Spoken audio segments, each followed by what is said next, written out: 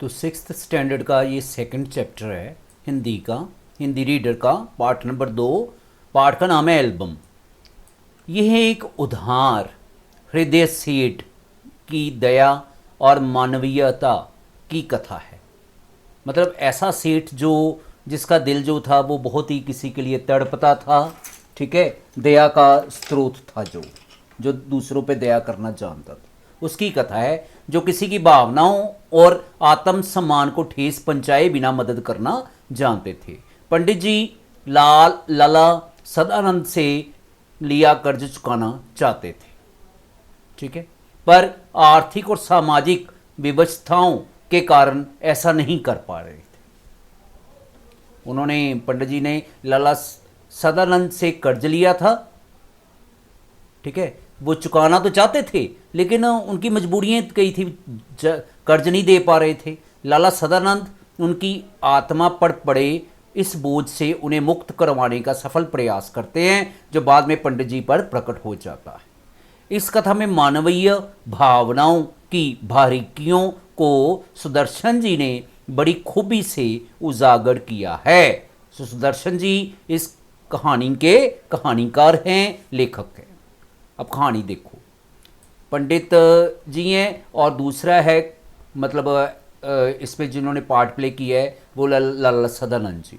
पंडित शादीराम ने ठंडी आ भरी और सोचने लगे, क्या ऋण कभी सिर से ना उतरेगा। उन्होंने ऋण लिया था, सोचने लगे यार ये कर्जा उतरेगा नहीं। वे गरीब थे परंतु दिल के बुरे ना थे। वह चाहते थे कि जिस तरह भी हो अपने जजमान लाला सदानंद का रुपया अदा करते। सदानंद से उन्होंने पैसे उधार लिए थे, उनके लिए एक एक पैसा मोहर के बराबर था। उनका पेट काट कर बचाते थे, मगर जब 4 पैसे जमा हो जाते तो कोई ना कोई ऐसा खर्च निकल आता था जिससे सारा रुपया उड़ जाता। शादीराम के हृदय पर बर्छियाँ चल जाती थी, ठीक है।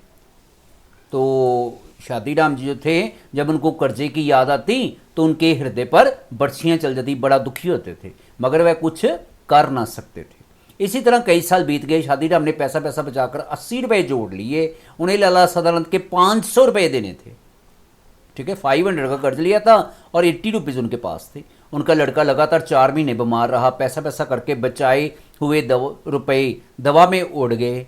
पंडित शादीराम ने सिर पीट लिया। अब चारों ओर फिर अंधकार था, उसमें प्रकाश की हल्की सी किरण भी दिखाई ना देती थी। 80 रुपये भी उनके खर्च हो गए अपने बेटे की दवाई दारू में, ठीक है ना।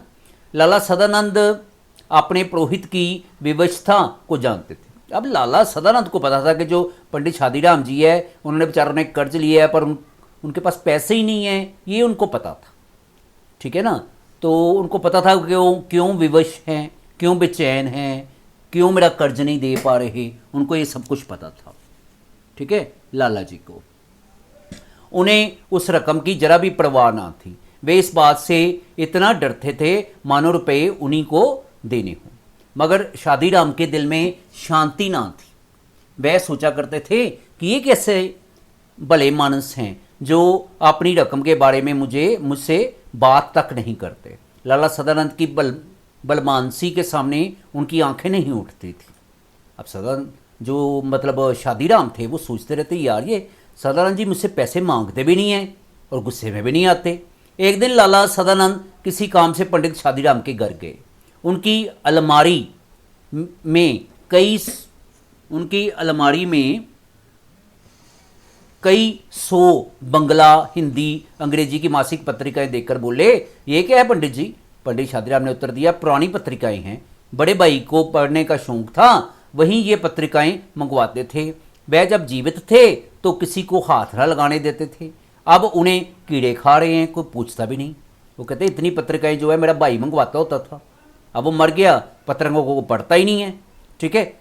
मतलब पंडित शादीराम जी ने उनको बोला, सेठ को बोला, सदानंद को बोला, रद्दी में क्यों नहीं बेच देते, इनमें चित्र हैं, जब कभी बच्चे रोने लगते हैं तो एक आध निकाल कर दे देता हूँ, बच्चों का दिल बहल जाता है। लाला सदानंद ने आगे बढ़कर कहा, दो जरा देखें कैसे चित्र हैं। पंडित शादीराम ने कई सुंदर और रंगीन चित्र दिखाए। लाला सदानंद कुछ देर तक उल्ट पलट कर देखते रहे। सहसा बोले, ये चित्रकला के बढ़िया नमूने हैं, अगर किसी शौकीन को पसंद आ जाएं तो 1000-2000 रुपए बड़ी आसानी से कमा सकते हैं। ठीक है। पंडित शादीराम ने एक ठंडी सांस भरकर कहा, ऐसा भाग्य होता तो यूं धक्के ना खाता फिरता। वो सेठ जी बोलते हैं, अगर किसी को ये आपके चित्र पसंद आ जाएं तो आपको तो बहुत ज़्यादा पैसे मिल जाएंगे। लाला सदानंद बोले, एक काम करें, क्या आज बैठकर जितनी अच्छी अच्छी तस्वीरें हैं सबको अलग छांट लें। बहुत अच्छा, जब ये कर चुके तो मुझे कहलवा दें। आप क्या करेंगे? उन्होंने मतलब सेठ ने कहा, जब आप तस्वीरें छांट लोगे ना तो आप मुझे बता देना। तो पंडित जी कहते हैं, आप उन तस्वीरों का क्या करोगे बेबी? मैं इनकी एल्बम बनवाऊंगा और आपकी तरफ से विज्ञापन दे दूंगा। हो सकता है वह विज्ञापन किसी शौकीन के हाथ पड़ जाए और आप 2-4 पैसे कमा लें। तस्वीरें बहुत बढ़िया हैं। पंडित शादीराम को ये आशा ना थी कि कोयले की खान में हीरा मिल जाएगा। घोर निराशा ने सभी द्वार बंद कर दिए थे। लाला सदानंद के कहने से पंडित जी दिन भर बैठकर तस्वीरें छांटते रहे। शाम तक 200 बढ़िया चित्र जमा हो गए। उस समय वह उन्हें देखकर उछल पड़े। उनके मुख पर आनंद की आभा, आनंद का भाव नजर आने लगा, नाचने लगी। वह उन चित्रों की ओर इस तरह देखते थे मानो उनमें से हर एक में 10-10 के नोट हों। बच्चों को उधर देखने तक न देते थे। वह सफलता के विचार से ही झूमने लगे थे।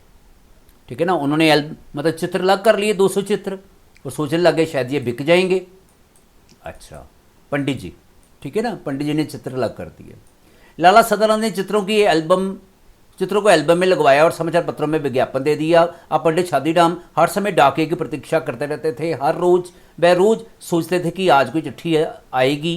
दिन बीत जाता और कोई चिट्ठी ना आती। रात को आशा सड़क की धूल की तरह बैठ जाती थी, मगर दूसरे दिन लाला सदानंद की बातों से टूटी हुई आशा फिर जुट जाती थी। तो सारा दिन सोचते रहते, यार कोई मुझे भी मतलब चित्रों को खरीदने के लिए आएगा। दिन बीतते गए ऐसे ही। आखिर एक दिन शादीराम के बागे जाके कोलकाता के एक मारवाड़ी सेठ ने पत्र लिखा कि एल्बम भेज दो, अगर पसंद आ गया तो खरीद लिया जाएगा। पंडित शादीराम दौड़े हुए लाला सदानंद के पास पहुंचे और उन्हें पत्र दिखाया। लाला सदानंद ने पत्र को अच्छी तरह देखा और जवाब दिया, रजिस्ट्री कराकर एल्बम भेज दो। शौकीन आदमी लगता है खरीद लेगा, और मूल्य लिख दो, 1000 रुपये से कम पर सौदा ना होगा। ठीक है। सेठ जी कहते हैं उसको, पंडित को, कि लिख दो यार, 100,000 रुपये का बेचना है मैंने कम से कम। कुछ दिन बाद उन्हें जवाब में एक बीमा मिला। पंडित शादीराम के हाथ पैर से ज़्यादा उनका दिल कांप रहा था। उन्होंने लिफाफे को खोला, उछल पड़े। उसमें 100 के 10 नोट थे। पहले उनके भाग्य ने करवट बदली थी, अब वह पूर्ण रूप से उठकर बैठ गया। पंडित शादीराम सोचने लगा, अगर 2000 रुपये लिख देता तो शायद उतने ही मिल जाते। इस सोच ने उनकी सारी खुशी किरकिरी कर दी। सांझ के बाद वह लाला सदानंद के पास गए, 500 रुपये सामने रखकर बोले, परमात्मा का धन्यवाद है कि मुझे इस मार से छुटकारा मिला। अपने रुपए संभाल लीजिए। आपने जो दया और सज्जनता दिखाई है उसे मैं मरते दम तक नहीं भूलूंगा। 2000 रुपये उनको मिले। उसने पंडित ने 500 रुपया जो उधार लिया हुआ था, कर्जा लिया हुआ था, वो उसको दे दिया। लाला सदानंद ने हैरान सा होकर पूछा, पंडित जी क्या सेठ ने एल्बम खरीद लिया? जी हाँ खरीद लिया। और रुपये भी आ गए? जी हाँ। 1000?